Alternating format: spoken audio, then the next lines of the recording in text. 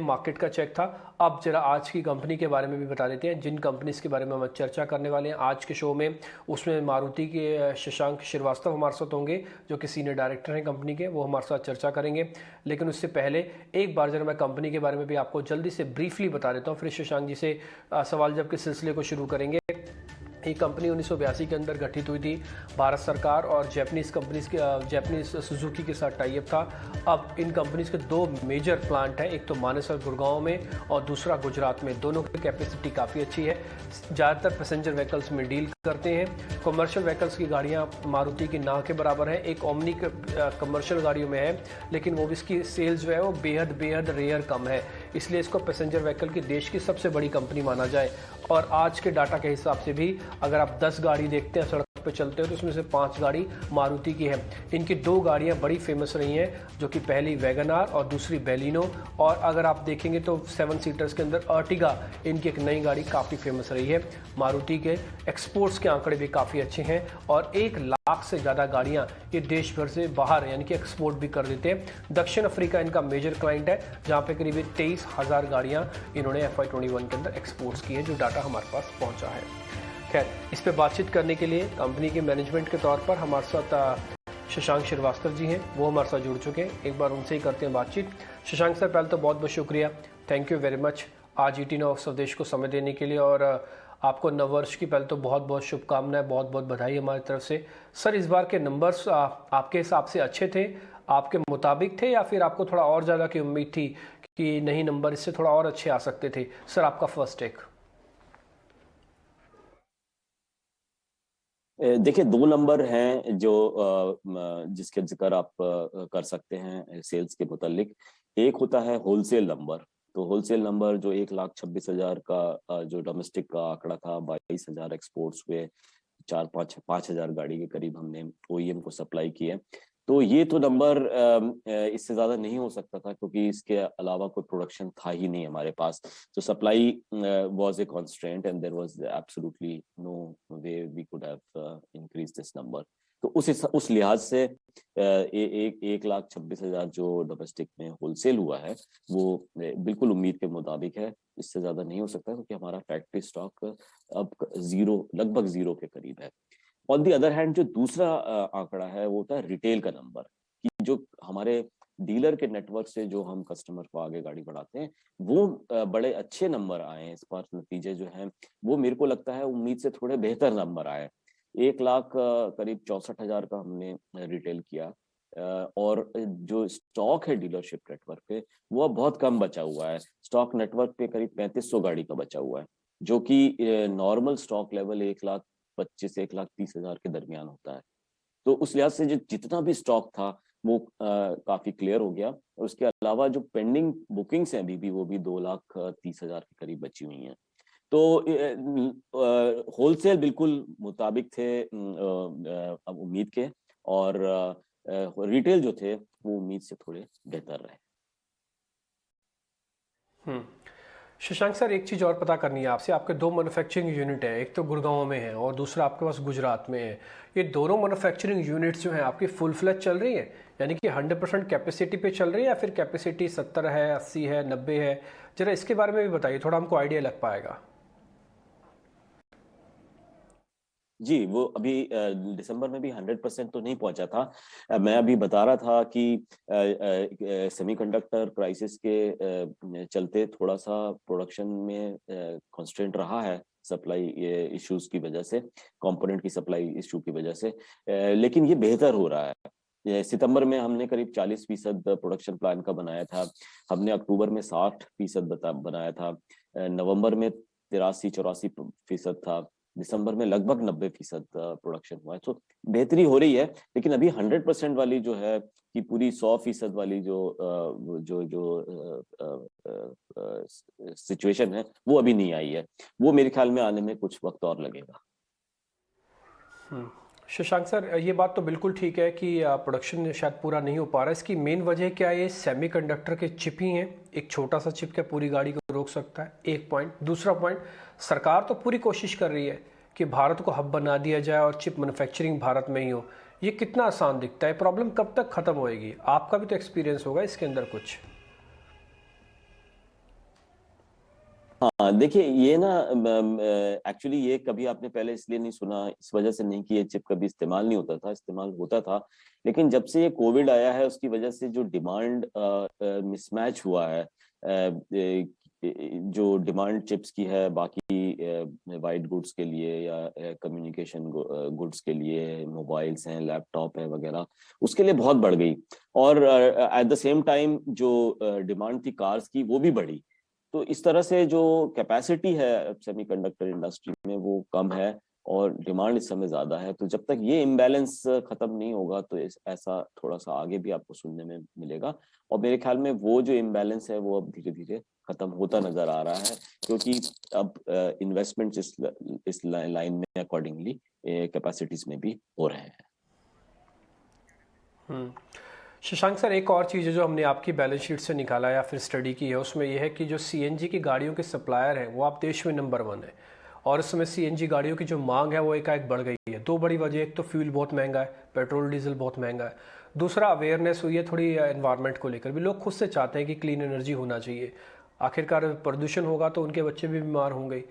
तो आप मेरे को ज़रा ये बता सकते हैं कि आपकी जो सीएनजी वाली पाइपलाइन है, ऑर्डर्स की जो पाइपलाइन है, ये कहाँ तक है, कितना डिले है, कितने ऑर्डर्स आपको मिल जाते हैं, कितनी डिमांड है इस पे?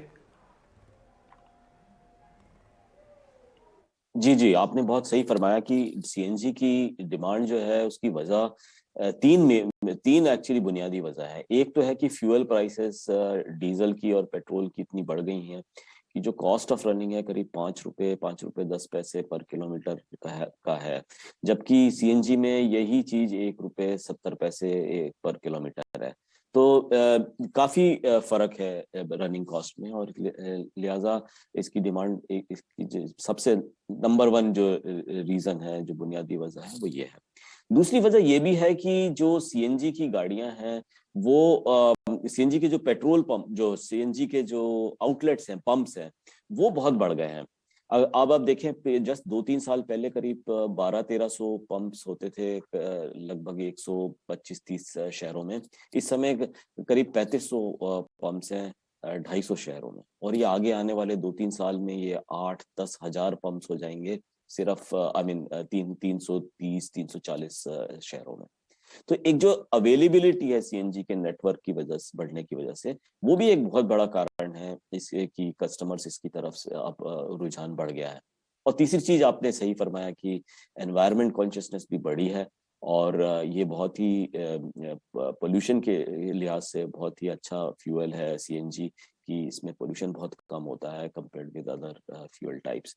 तो ये तीन वजह है कि ये बढ़ी है, और it is reflected in the increased demand for CNG products, and you are right, there is a longer waiting period। जो सीएनजी की गाड़ियां, उसके लिए जो वेटिंग का जो पीरियड है वो उसकी जो मियाद है वो ज्यादा लंबी है। और हम कोशिश कर रहे हैं कि सीएनजी की गाड़ियों को भी सप्लाई किसी तरह बढ़ाई जाए, और ये हमें उम्मीद है कि कुछ ही महीनों में हम सीएनजी की जो गाड़ियों की सप्लाई है वो भी नॉर्मलाइज कर देंगे। शशांक सर, एक और चीज़ है कि 2021 के अंदर शायद ही कोई ऐसी इंडस्ट्री होगी जिसने इन्फ्लेशन का प्रेशर ना देखा हो। उन्होंने अगर तरक्की देखी है तो साथ साथ में कॉस्ट भी बढ़ती हुई देखी है। तो मेरे को आपसे ये पता करना है कि कॉस्ट वाला जो हिस्सा है, महंगाई का जो हिस्सा है, जो आपकी गाड़ियों को महंगा कर देते हैं, या आपने कंज्यूमर को पूरा पास ऑन कर दिया या फिर अभी कुछ करना बाकी है? क्योंकि जनवरी में होता गया ना, गाड़ियों की नई लिस्ट भी आ जाती है, साथ में ये भी पता लग जाता है कि हाँ, इसके दाम बढ़ने वाले हैं। हाँ जी, आपने बिल्कुल बहुत ठीक आपने पहचाना कि ये जो कमोडिटी प्राइसेस है वो एक अभी भी एक बहुत बड़ा मसला है इंडस्ट्री के लिए। कमोडिटी प्राइसेस जिस कदर से बढ़ी थी पिछले 1-1.5 साल में, और अगर आपको याद होगा मारुति इंडस्ट्री में, मारुति सुजुकी स्पेशली, हमारे लिए तो प्राइस इंक्रीज करना सबसे लास्ट रिसॉर्ट होता है। और कमोडिटी प्राइसेस इतनी तेजी से बढ़ी थी कि जैसे कॉपर था जो $5,000 पर टन का होता था, $10,200 पे चला गया। अब जो 16,000 पर ग्राम हमारा रोडियम होता था वो 63,000 पर ग्राम पे चला गया। या स्टील जो 38 रुपए किलो होती थी वो 77 रुपए किलो तक पहुंच गई, और अभी भी इसमें काफी तेजी बनी हुई है। एल्यूमिनियम को देखिए आप $2800-2900 टन के हिसाब से चल रहे, जब जो कि एक टाइम पे 1800-1900 होता था। तो इसलिए जो इंक्रीज हैं कमोडिटी प्राइसेस वो बहुत ज्यादा हुई है, लेकिन प्राइस हाइक उतनी नहीं हुई है और नहीं कर पाए, क्योंकि हम लोग ये एज मार्केट लीडर्स हम ये नहीं चाहते थे कि जो डिमांड बाउंस बैक हो रही थी उसके साथ हम कॉम्प्रोमाइज कर सके, क्योंकि ये हमारी एक रिस्पॉन्सिबिलिटी भी है एज मार्केट लीडर्स कि हम डिमांड को बरकरार रखें। इसलिए हमने प्राइस हाइक जो अभी तक करी है वो सफिशिएंट नहीं है ये कवर करने के लिए, और यही वजह है कि हमने अनाउंस किया हुआ है कि जनवरी में हम बहुत जल्दी प्राइस बढ़ाने वाले हैं। उससे थोड़ा सा प्रेशर कम होगा, लेकिन अभी भी कमोडिटी प्राइसेस में आपको बता दूं कि they remain to be consistently very high, so the pressure on that inflation front is still very strong as far as the auto industry is concern. यानी कि हम मान के चले कि आगे चल के मारुति की थोड़ी गाड़ियाँ और भी महंगी हो सकती हैं, ये तो हम मान ही सकते हैं। अच्छा सर, एक और चीज़ है जो हमने देखा है इस बार, वो एक रेस सी लग रही है सारी ऑटो कंपनीज के बीच में कि ई व्हीकल्स में कौन आगे बढ़ता है। सर आपका व्यू पॉइंट क्या है, आपकी रेस में आप कहाँ पे हैं सर? जी, हमने अनाउंस किया कि हम भी ईवी के क्षेत्र में 2025 के पहले गाड़ी लॉन्च करेंगे, और हमने हमने तो बहुत ही वाज़ेह तौर पे ये बताया हुआ है कि हमारे ईवी के मुतालिक क्या बेसिकली हमारे क्या प्लान है। और एक्चुअली ये तो इंडस्ट्री में एक कंसेंसस है कि ईवीज एक टाइम पे एक ऐसा पॉइंट आएगा जब ईवी का सेल अचानक बढ़ेगा और अडॉप्शन लार्ज स्केल पे होगा। लेकिन जो कंसेंसस नहीं है इंडस्ट्री में वो ये है कि ये कब होगा ये कंसेंसस नहीं है। और पहले तो लोग कहते थे, और वो इसकी वजह ये है क्योंकि कॉस्ट ऑफ एक्विजिशन ईवीज का भी बहुत हाई है। बैटरी कॉस्ट, उसकी बुनियादी वजह बैटरी कॉस्ट है, और बैटरी कॉस्ट जो जब तक कम नहीं होगी, क्योंकि बैटरी कॉस्ट जो है ईवी गाड़ियों के लिए 55% के करीब कॉस्ट स्ट्रक्चर में होती है। तो बैटरी कॉस्ट जब तक कम नहीं होगी तब तक कॉस्ट ऑफ एक्विजिशन कम नहीं होगा, तब तक लार्ज वॉल्यूम नहीं आएगा। और दूसरे जो बैरियर हमने आइडेंटिफाई किया हुआ है वो चार्जिंग इंफ्रास्ट्रक्चर है हमारे मुल्क में। और ये सिर्फ हमारे मुल्क की बात ही नहीं है, ये आलमी तौर पे अगर आप देखें तो काफी जो डेवलपमेंट है ईवीज का वो काफी कम हुआ है उस नजर से जितना उम्मीद थी उसके हिसाब से। और यही दो वजह हैं, एक चार्जिंग इंफ्रास्ट्रक्चर और एक कॉस्ट ऑफ एक्विजिशन। और कॉस्ट ऑफ एक्विजिशन और अब वो बात टेक्नोलॉजी से ज्यादा कॉस्ट ऑफ एक्विजिशन को कम करने पे है, और तभी सस्टेनेबल बिजनेस मॉडल बन पाएगा। और हम ये सोचते हैं कि ये आगे आने वाले दिनों में जो इलेक्ट्रिक गाड़ियां हैं, जब भी वो पॉइंट ऑफ इन्फ्लेक्शन आएगा तो इलेक्ट्रिक गाड़ी उसके पहले एक इलेक्ट्रिफिकेशन का प्रोसेस शुरू होगा, basically through hybrid and also the use of alternate fuels like CNG which are also very very fuel efficient and environmental. Sir करीब 23,000 गाड़ियाँ आप एक्सपोर्ट करते हैं दक्षिण अफ्रीका में, अभी वहाँ पे थोड़ा कोविड भी चल रहा है, यूरोप में भी कोविड चल रहा है, कुछ असर पड़ेगा सर एक्सपोर्ट्स पे इसका? देखिए, ये जो एक्सपोर्ट का ऑर्डर सिचुएशन है ये उसकी एक 3 से 6 महीने का एक फॉरवर्ड प्लानिंग होती है compared with domestic which is got a much shorter cycle. तो हमें लगता है कि ये जो स्ट्रॉन्ग मोमेंटम है हमारा वो कंटिन्यू करेगा इसमें भी साउथ अफ्रीका के सेल के रिलेटेड भी। सर नए गाड़ियों के लॉन्च करने की जा रहे बारे में इसके बारे में बता देंगे? हालांकि मैं समझता हूँ थोड़ा प्रोटोकॉल होता है, मुश्किल होगी आपको बताने में, लेकिन फिर भी बता पाएंगे आप नंबर 1 रहने वाले इस सेगमेंट में? हाँ देखिए, हम जो कई लोग ये पूछते हैं कि मारुति सुजुकी का 50% मार्केट शेयर कैसे रहता है, ये इतने साल हो गए, इतने प्लेयर्स आए, बट मारुति सुजुकी का मार्केट हमेशा से काफी अच्छा स्ट्रांग रहा है। और उसकी जो बुनियादी वजह है जो मैं बताता हूँ यही है कि हम कंज्यूमर से बहुत क्लोजली कनेक्टेड है, और जो कंज्यूमर चाहता है उसके मुताबिक ही हम गाड़ी पेश करते हैं। हमारा प्रोडक्ट पोर्टफोलियो जो है हमेशा से स्ट्रांग रहा है। ये ठीक है कि हमने पिछले 1-1.5 साल में जब से हम ये BS4 टू BS6 का जो हमने ट्रांजिशन देखा उसमें नए लॉन्चेस आपने थोड़े कम देखे। हमने जो नए लॉन्च किए वो थे एस्प्रेसो और XL6 इन 2019, और अभी हाल फिलहाल में हमने सेलेरियो को लॉन्च किया। बीच में हमने ब्रेजा और एस-क्रॉस का अपग्रेड्स भी लॉन्च किए। तो प्रोडक्ट पोर्टफोलियो के बारे में तो हम आपको बता देंगे कि हम बहुत स्ट्रांग हैं और आगे भी हम स्ट्रांग रहेंगे, और इस साल भी हम उसमें तेजी से काम करेंगे। मारुति सुजुकी का पोर्टफोलियो इंडस्ट्री का सबसे वाइड पोर्टफोलियो है। हमारे 15 ब्रांड हैं जो इस समय है हमारे पास में। और आपको ये भी जान के खुशी होगी कि हम कंज्यूमर के मुताबिक वो ब्रांड्स लेके आते हैं या नई प्रोडक्ट्स लेके आते हैं। और अगर आपने देखा होगा पिछले साल 2021 जो कैलेंडर ईयर था, उसमें जो इंडस्ट्री की टॉप 10 कार्स थी उसमें से 8 मारुति सुजुकी की थी। उसकी यही वजह है कि कंज्यूमर्स जो चाहता है उसकी हिसाब से हम अपना प्रोडक्ट पोर्टफोलियो बनाते हैं। शशांक जी बहुत बहुत शुक्रिया, थैंक यू वेरी मच। आज आपने समय दिया, इस अर्निंग्स पे, इस नंबर्स पे हमारे से बातचीत की, बहुत बहुत शुक्रिया इसके लिए, thank you very much sir. आपको नए साल की बहुत बहुत शुभकामनाएं, बहुत बहुत शुक्रिया, थैंक यू वेरी मच। अब इस कंपनी के मैनेजमेंट का व्यू तो हमने सुन लिया, वो ये भी कह रहे हैं कि आगे चल के ग्रोथ रहेगी, लेकिन गौरांग शाह का अपना व्यू पॉइंट क्या है, कंपनी को देखकर उनका व्यू पॉइंट क्या है, ये उन्हीं से समझते हैं। गौरांग सर बहुत बहुत शुक्रिया, थैंक यू वेरी मच। पहले तो नए साल की आपको बहुत बहुत शुभकामनाएं सर हमारी तरफ से। मारुति की मैनेजमेंट से बात कर रहे थे, उन्होंने 2 बात बड़ी इंपॉर्टेंट बताई, आगे ये चल के बताया कि ई व्हीकल्स में वो भी हैं रेस में। एक बात वो कह रहे हैं कि हम आगे चल के हम प्राइस भी बढ़ा सकते हैं, अभी हमने पूरा पास ऑन नहीं किया। और तीसरी बात ये कह रहे हैं कि उनकी डिमांड अच्छी है, सिर्फ थोड़े बहुत सप्लाई वाला मैटर है, वो ख़राब है, वो हम ठीक कर लेंगे, जैसे तैसे करके ठीक कर ही लेंगे। सर आपका व्यू पॉइंट सर।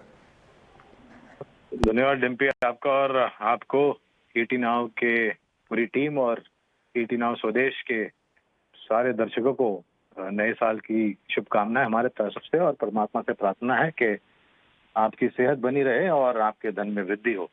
और मारुति के मैनेजमेंट को सुन रहा था, लेकिन थोड़ा बहुत निराश मैं हूँ इस कंपनी से। उसकी वजह यह है कि अभी तक वो नकारात्मक सी परिस्थिति में जी रहे थे और इलेक्ट्रिक व्हीकल में उतरने की बात 2025 तक कर रहे थे। मुझे नहीं पता, अभी जब आप बात कर रहे थे मैनेजमेंट के साथ तो उन्होंने कोई स्पष्टीकरण किया है तारीख का ईवीज के लॉन्च को लेकर के।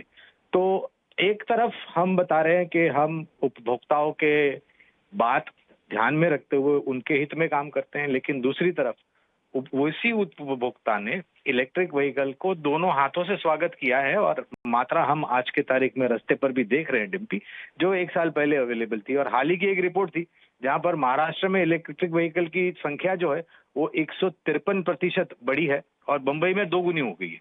तो आप सबसे बड़ी कंपनी है पैसेंजर व्हीकल में और एक नकारात्मक सी परिस्थिति में जी रहे हैं।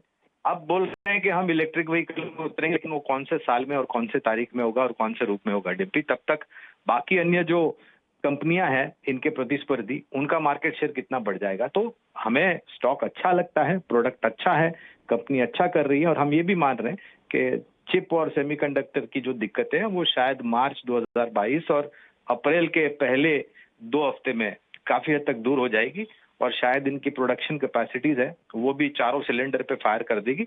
लेकिन पसंदगी के आधार पर ऑटो क्षेत्र चौपहिया वाहनों में टाटा मोटर्स, M&M और फिर मारुति, ये सूची होगी हमारी डिप्टी।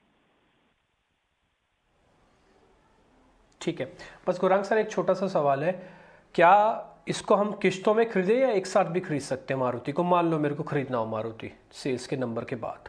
बाजार में खरीदारी को लेकर के बिल्कुल नहीं करनी चाहिए डिम्पी। अगर आप मुनाफे में हैं तो आपको जल्दबाजी करनी चाहिए मुनाफा समेटने के लिए। अगर आपके मुताबिक आपने जो धारणा लगाई है उस हिसाब से आपको मुनाफा मिल रहा है तो धीरे धीरे किस्तों में निवेश करिए।